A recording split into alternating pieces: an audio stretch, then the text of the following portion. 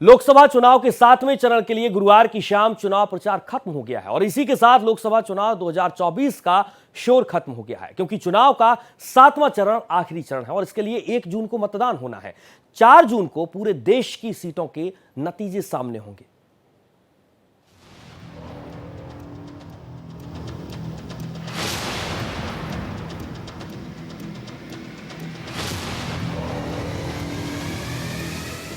लोकसभा चुनाव के लिए 75 दिन चला चुनावी अभियान गुरुवार को खत्म हो गया।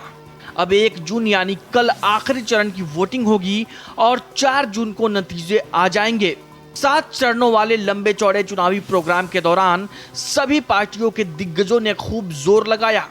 इस दौरान प्रधानमंत्री नरेंद्र मोदी ने 206 रैलियां, इवेंट और रोड शो किए, वहीं 80 इंटरव्यू दिए। केंद्रीय गृह मंत्री अमित शाह ने कुल 188 रैलियां, रोड शो किए। पार्टी के चुनावी कार्यक्रम को भी इसमें जोड़ दिया जाए तो ये संख्या 221 है।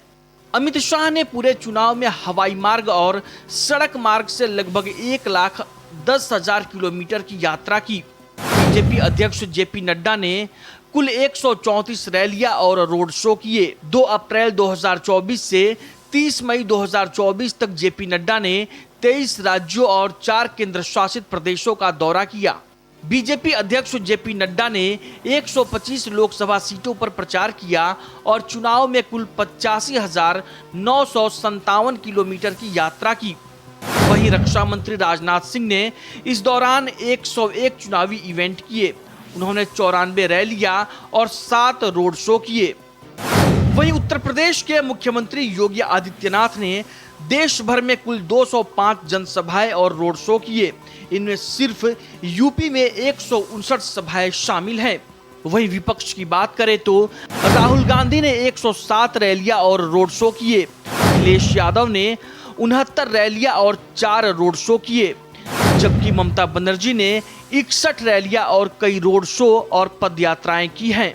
कांग्रेस में राहुल गांधी, प्रियंका गांधी वाड्रा और मल्लिकार्जुन खड़गे में से प्रियंका ने सबसे ज्यादा रैलियां, रोड शो किए और मीडिया से बातचीत की। प्रियंका गांधी ने 108 से ज्यादा रैलियां और रोड शो किए, 100 मीडिया बाइट्स, टिक टैक और इंटरव्यू दिए, 5 फुल प्रिंट इंटरव्यू दिए।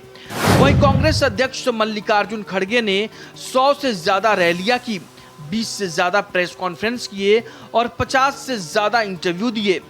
बिहार के नेता प्रतिपक्ष तेजस्वी यादव की बात करें तो उन्होंने महागठबंधन की साझा घोषणा के बाद 6 अप्रैल से कुल 251 जनसभाओं को संबोधित किया।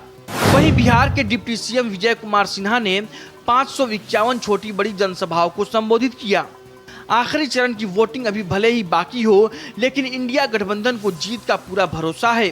कांग्रेस नेता जयराम रमेश ने कहा कि जीत के 48 घंटे के अंदर ही प्रधानमंत्री चुन लिया जाएगा।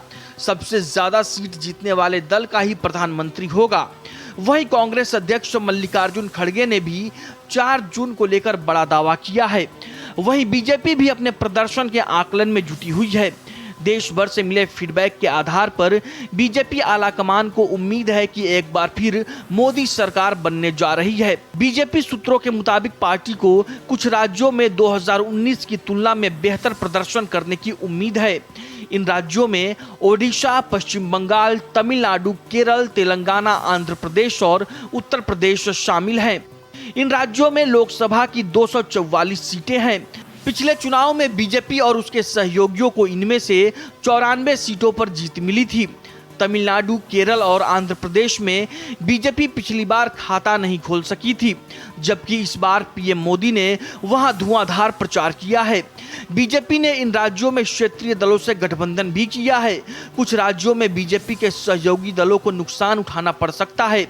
इन राज्यों में महाराष्ट्र और बिहार का नाम प्रमुखता से लिया जा रहा है, जबकि राजस्थान और कर्नाटक में 2019 की तुलना में बीजेपी की कुछ सीटें कम हो सकती हैं। कर्नाटक में बीजेपी ने पिछली बार 28 में से 25 सीटें जीती थीं और एक निर्दलीय सांसद का उसे साथ मिला था, जबकि महाराष्ट्र की 48 में से बीजेपी ने 25 सीटों पर चुनाव लड़ा था और 23 पर जीत हासिल की थी।